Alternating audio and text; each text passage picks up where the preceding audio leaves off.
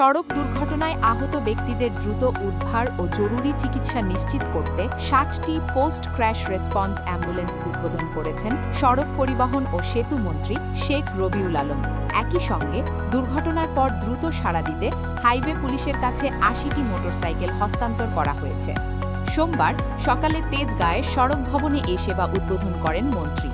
অনুষ্ঠানে উপস্থিত ছিলেন সড়ক পরিবহন ও মহাসড়ক বিভাগের প্রতিমন্ত্রী হাবিবুর রশিদ এবং স্বাস্থ্য প্রতিমন্ত্রী এম.এ. মুহিত। বাংলাদেশ সরকার ও বিশ্বব্যাংকের অর্থায়নে পরিচালিত বাংলাদেশ সড়ক নিরাপত্তা প্রকল্পের আওতায় এ সেবা চালু করা হচ্ছে। উদ্বোধনের আগে অনুষ্ঠিত আলোচনা সভায় প্রকল্প সংশ্লিষ্ট ব্যক্তিরা জানান, ৫০০ কিলোমিটার মহাসড়ক জুড়ে ৩টি করিডরে ৬০টি অ্যাম্বুলেন্স বেসিক লাইফ সাপোর্ট হিসেবে মোতায়েন করা থাকবে।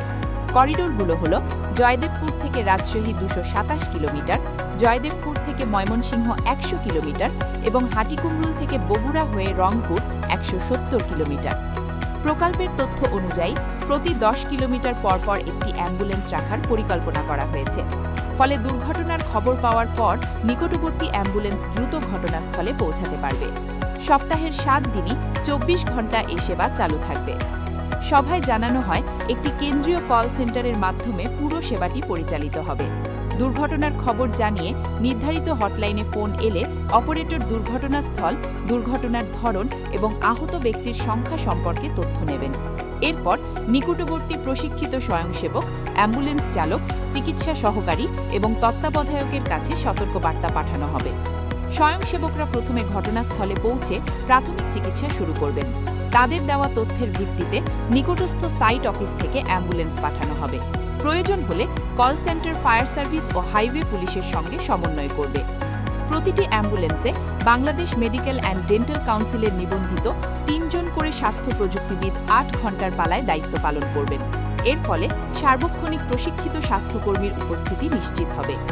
অ্যাম্বুলেন্স পৌঁছানোর আগের সময়টুকু কাজে লাগাতে নির্বাচিত করিডরে প্রতি ২০০ থেকে ৩০০ মিটার অন্তর ২ জন করে স্থানীয় স্বয়ংসেবককে প্রাথমিক চিকিৎসার প্রশিক্ষণ দেওয়া হয়েছে।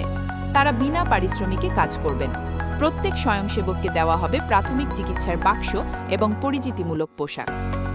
আলোচনা সভায় সড়ক পরিবহন ও সেতুমন্ত্রী শেখ রবিউল আলম বলেন, ২০৩০ সালের মধ্যে সড়ক দুর্ঘটনায় মৃত্যু অর্ধেকে নামিয়ে আনতে সরকার কাজ করছে।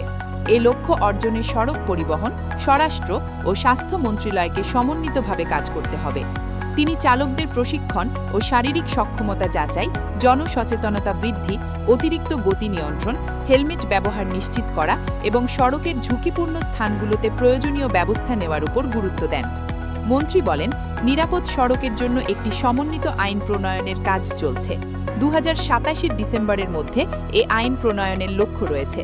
পাশাপাশি পুরানো ও ফিটনেসবিহীন যানবাহন স্ক্র্যাপ ও পুনর্ব্যবহারের ব্যবস্থা, ঝুঁকিপূর্ণ বাজার সরানো, সড়কের সংযোগস্থল ও মার্কিং উন্নত করা এবং দুর্ঘটনার পর দ্রুত চিকিৎসা নিশ্চিত করতে অ্যাম্বুলেন্স ও ট্রমা সেন্টার সচল করার উদ্যোগ নেওয়া হচ্ছে।